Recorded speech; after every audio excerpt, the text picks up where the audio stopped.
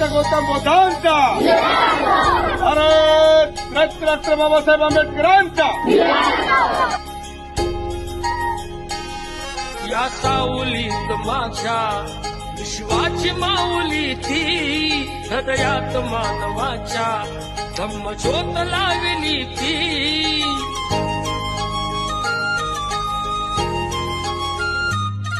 या सावलीत तथागत गौतम बुद्धांचा,